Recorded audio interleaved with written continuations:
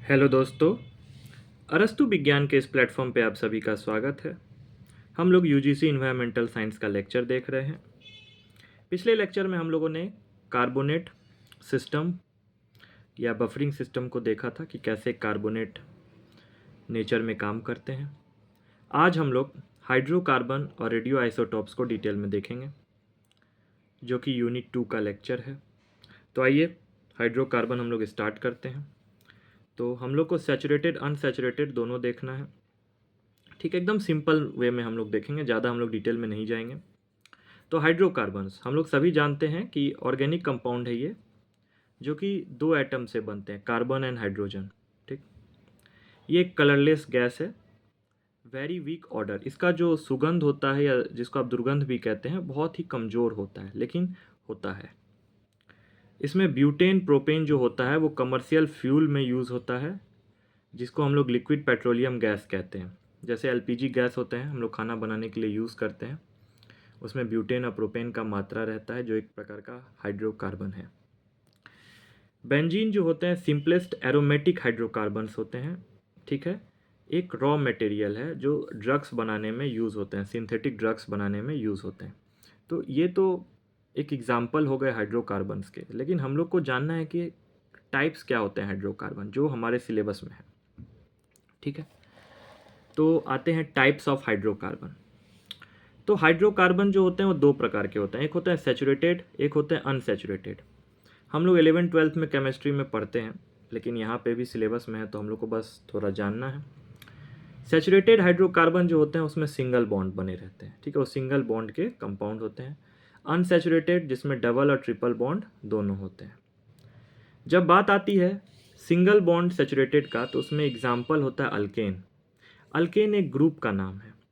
ठीक है, तो इसमें एक एग्जाम्पल हम लोग लेते हैं इथेन। इथेन में सिंगल बॉन्ड होता है।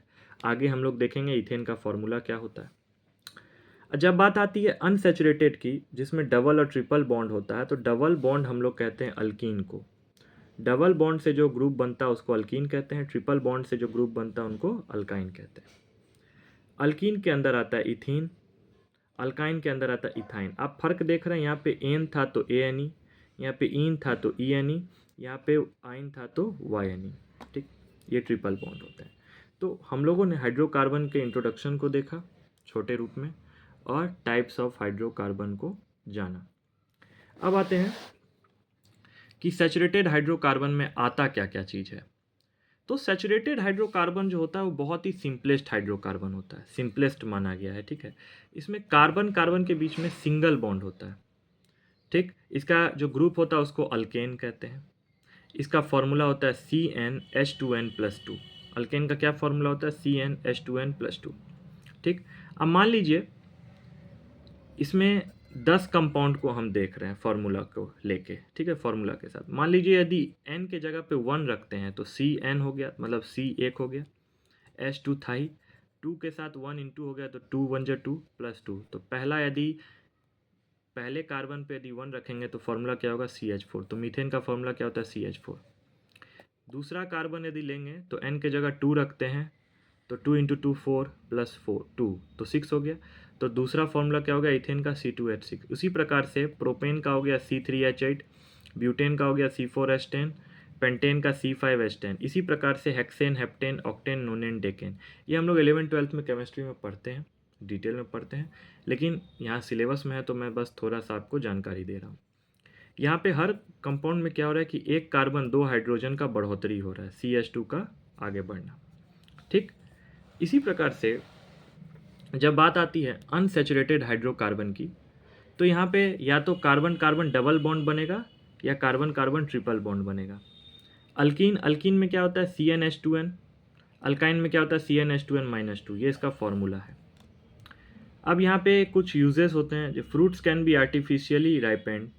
ठीक है, अब मान लीजिए कोई फल है, पक नहीं रहा, यदि आप ये सब कंपाउंड मिलाते तो फल जल्दी पक जाएगा। मैन्युफैक्चरिंग ऑफ प्लास्टिक्स बनाने में इसका यूज़ होता है। जैसे polystyrene is used in making egg cottons, disposal cups, ठीक है। इससे कार्टन बनता है। आप देखते हैं कि अंडा रखने के लिए एक ट्रे रहता है, तो ट्रे किसका बनता है? पॉलीस्टाइरीन से। डिस्पोजल कप्स जैसे चाय पीने वाले कप होते हैं, ठीक है, वो किससे बनते हैं? पॉलीस्टाइरीन से। तो वो सब किससे बनते हैं? अनसैचुरेटेड हाइड्रोकार्बन से।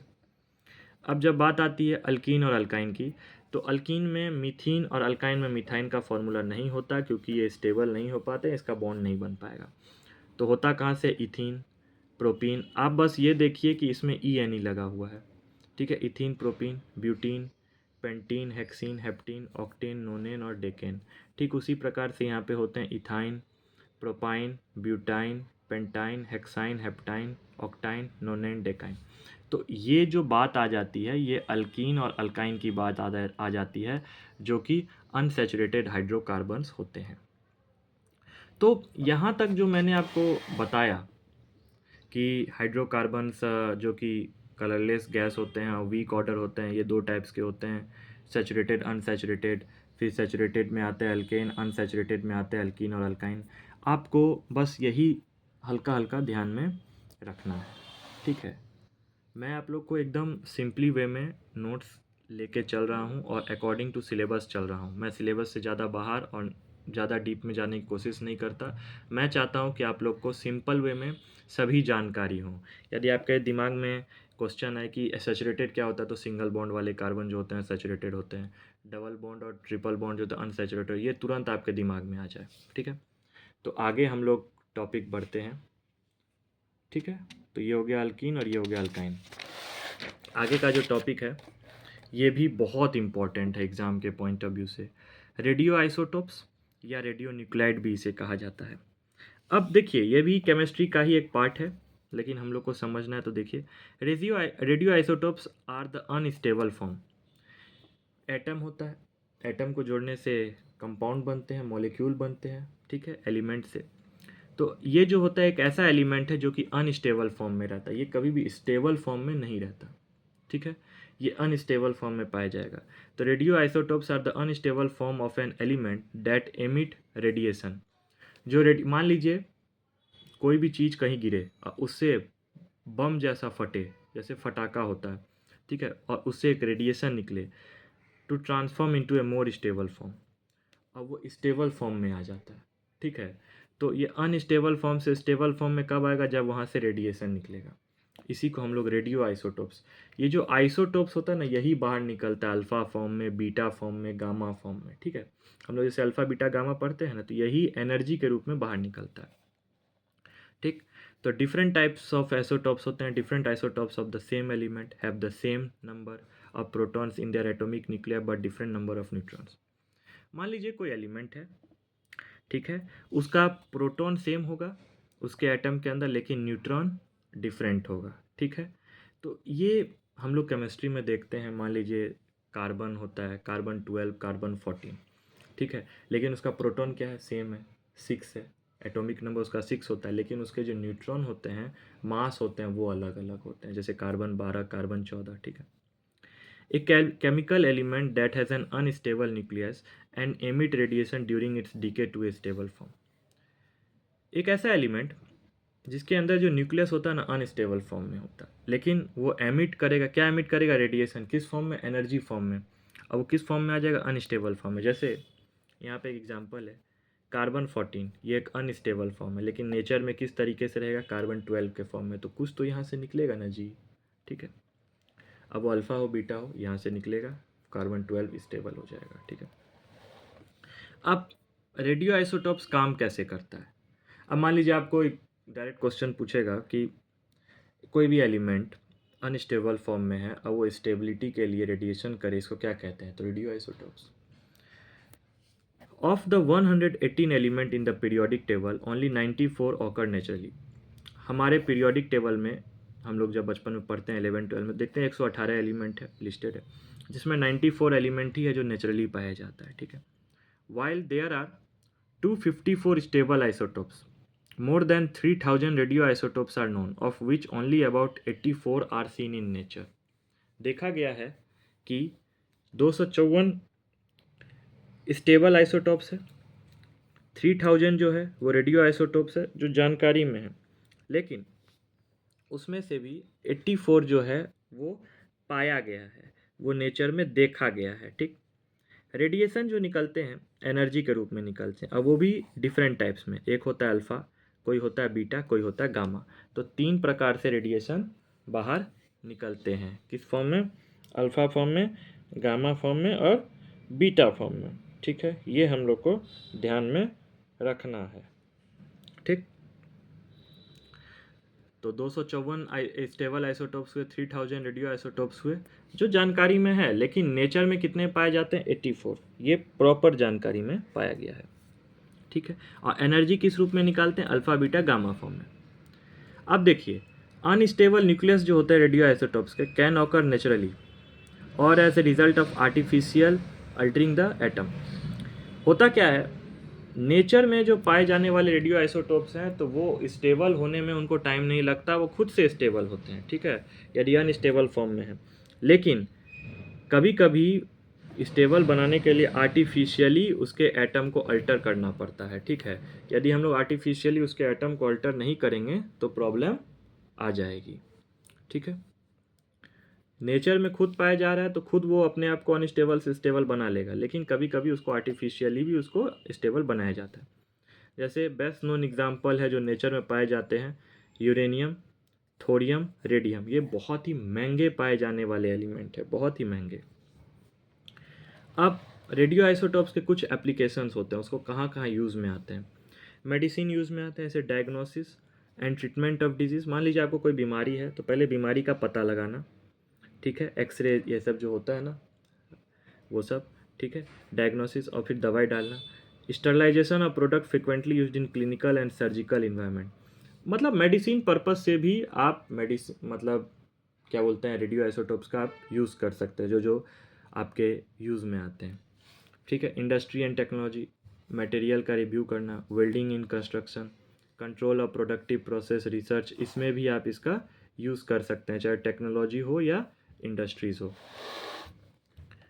अब आते हैं एग्रीकल्चर पर्पस में भी आप इसका यूज़ कर सकते हैं, जैसे प्लेग को कंट्रोल कर सकते हैं। यदि खेत में आपका प्लेग फैला हुआ है, चूहे के मौत के कारण यदि खेत तबाह हो रहा है, आपका फसल बर्बाद हो रहा है, तो वहाँ पे भी इसका यूज़ कर सकते हैं। फूड कंजर्वेशन, खाना को सुरक्षित रखना है, कंजर्व करके रखना है, तो वहाँ पे भी आप रेडियो आइसोटोप्स के एलिमेंट को यूज़ कर सकते हैं। Art, restoration of art object, verification of historic और आर्टिस्टिक ऑब्जेक्ट। ठीक है, पुराने इतिहास को यदि आपको फिर से उजागर करना है तो आप वहाँ पे भी इसका यूज़ कर सकते हैं। आर्कियोलॉजी, आप डेटिंग करके भी, जैसे कार्बन डेटिंग टेक्निक होता है ना, कितने पुराने फॉसिल्स है, वहाँ पे भी इसका आप यूज़ कर सकते हैं। जियोलॉजिकल इवेंट डेटिंग को देख के। रिसर्च में तो इसका यूज़ होता ही है, चाहे वो यूनिवर्स में हो, इंडस्ट्री में हो या मेडिसिन पर्पज से हो। आज के समय में फार्माकोलॉजी एक ऐसा ब्रांच है, ठीक है, जो ड्रग्स बनाने का काम करती है, वहाँ पे भी इसका ऑथराइज्ड रूप से आप यूज़ कर सकते हैं, कोई दिक्कत नहीं होगा। ठीक है, metabolism of drug before they are authorised for public use, मतलब पब्लिक को दवाई मिलने से पहले आप ड्रग्स के बारे में पूरा जानकारी कर सकते हैं। ठीक है, रेडियो आइसोटोप्स के एलिमेंट को यूज़ में लेके। ठीक, तो ये सब हो गए इसके एप्लीकेशन। तो आज के लेक्चर में हम लोगों ने हाइड्रोकार्बन्स कितने टाइप्स के होते हैं, सैचुरेटेड, अनसैचुरेटेड, सैचुरेटेड में भी अल्केन, अनसैचुरेटेड में अल्कीन अल्काइन जो कि डबल और ट्रिपल बॉन्ड के होते हैं। फिर हम लोगों ने रेडियो आइसोटोप्स को जाना कि कैसे अनस्टेबल जो होते हैं वो एलिमेंट वो अपने एनर्जी को रेडिएट करके एमिट करके स्टेबल फॉर्म में आते हैं। ठीक है, और वो कितने पाए जाते हैं हमारे नेचर में वो हम लोग ने जाना। ठीक है, एनर्जी किस फॉर्म में निकलता है, अल्फ़ा बीटा गामा के फॉर्म में। कुछ एग्जांपल देखे, यूरेनियम, थोरियम, रेडियम, और उसके एप्लीकेशन की कहाँ कहाँ यूज़ होते हैं। ठीक है, तो मैं आप लोग के बीच जो भी टॉपिक लेके आ रहा हूँ एकदम सीरियल वाइज लेके आ रहा हूँ। यूनिट 2 मैंने स्टार्ट कर दिया है, अभी यूनिट 2 का टॉपिक चल रहा है, यूनिट 3 भी चल रहा है। तो आप हमारे साथ अरस्तु विज्ञान के इस प्लेटफॉर्म पे बने रहें और मुझे कमेंट में बताएं आपको ये लेक्चर कैसा लगा, और आप अपने दोस्तों को ये लेक्चर शेयर करें, क्योंकि इन्वायरमेंटल साइंस का जो भी लेक्चर यूजीसी नेट का है यूट्यूब पे, वो एकदम सीरियल वाइज नहीं है और एकदम उस तरीके का नहीं है जो आप एकेडमिक एग्ज़ाम में भी तैयारी कर सकते हैं, जैसे ग्रेजुएशन लेवल पे, पीजी लेवल पे। तो ये नोट्स आपके लिए बहुत ही इम्पोर्टेंट होने वाला है। और जैसे कोई भी यूनिट कंप्लीट होगा तो इसका जो नोट्स है मैं टेलीग्राम पे पीडीएफ के फॉर्म में दे दूंगा। और वैसे आप प्लेलिस्ट में जाके देख सकते हैं कि यूनिट 1, यूनिट 8 और यूनिट 10 कंप्लीट हो चुका है। यूनिट 10 का एक दो टॉपिक बचा हुआ है जो कि मैं एग्ज़ाम से पहले कंप्लीट करवा दूंगा, जून 2026 से पहले। यूनिट 2 और 3 चलेगा, और भी मैं कुछ यूनिट को लेके आप लोग के बीच आऊँगा। ठीक है, तो आप शेयर करें, लाइक करें, सब्सक्राइब करें। Thank you.